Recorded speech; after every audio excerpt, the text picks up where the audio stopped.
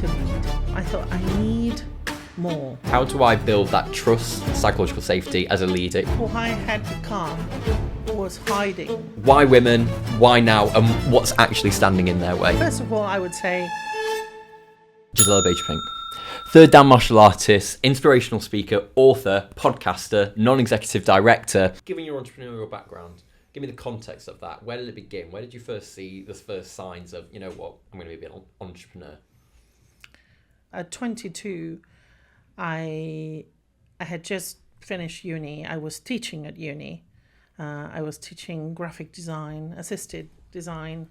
So I thought, well, I might as well set up a studio and start doing what I'm doing for others, you know, as a service. I rented a mini studio in downtown Buenos Aires, which is where I'm from.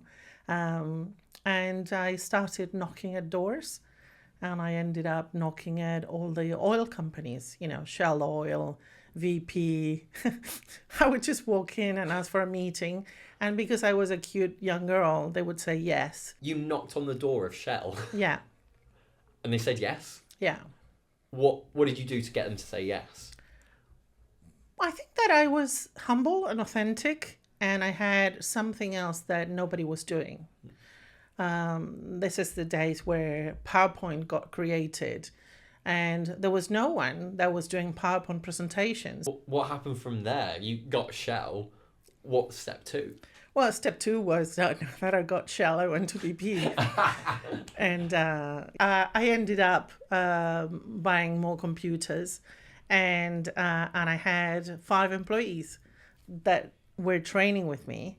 So I had them, you know, they would come as they please because they were not really working and they were training, but they would carry out the work for me. So that allowed me to be out selling more. Like, that's a big lesson to take in leadership at such an early age. Yeah. How did that shape you going forwards? I felt like I can rely on me. I can do this.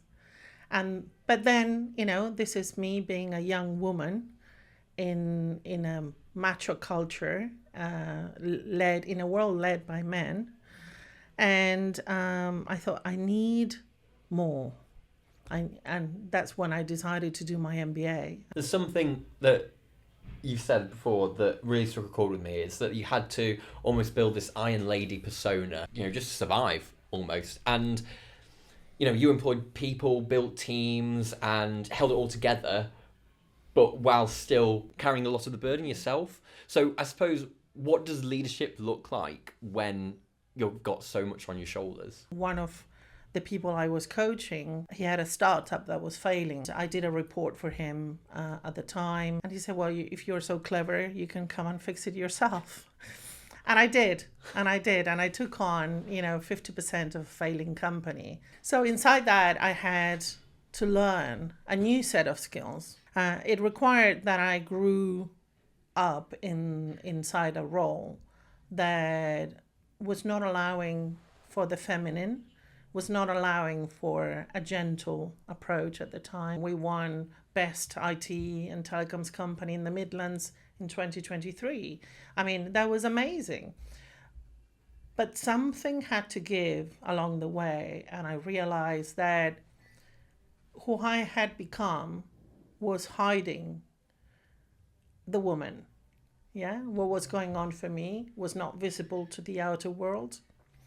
And I had to tailor my voice to adapt to a situation. Where's the fine line between, like you say, being authentically yourself in leadership, but then also having to be a chameleon and cater to different people's experiences? Yeah. Well, you still have to run a company and produce results. You can't get them to produce results, or the company to produce results, if there's no alignment. And that was the hardest part. Understanding that they're human beings too, and they have circumstances. You know, I started looking at circumstantial leadership. So I created meetings where people could take leadership on themselves and lead the group, and everyone's voice mattered. So I started exploring about the topic of psychological safety at the same time. So, you know, you start transforming who everyone is and what is it that we're there to do together to create a result. But then we still had a job to get done. Yeah. So we had to work together to allow for that. Allow people to lead is the best thing you can do, because they have an experience for themselves on what growth means and what would it take. It's not easy to lead, and yet it's the most natural thing. Let's play out a situation, Gisela. Let's imagine that I'm part of a team and the boss has gone and I need to step up into that leadership position. How do I, within the team, who, yes, they know me fairly well, how do I build that trust and that openness, psychological safety as a leader, even if it's just temporarily for a few days? First of all, I would say just be yourself, but the authentic self. Like, I would start by, perhaps saying, do you know what? I've never done this before and I'm a bit nervous but I do want this to go well. I don't know what you guys think. And I want to create something that we're all happy with and that everyone feels listened and, ungotten. So how about we start there? How about you share where you're at and what you see as a solution to this project?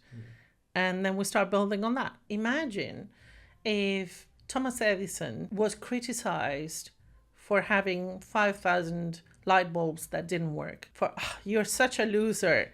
Honestly, 5,000 light bulbs. Yeah? Yeah.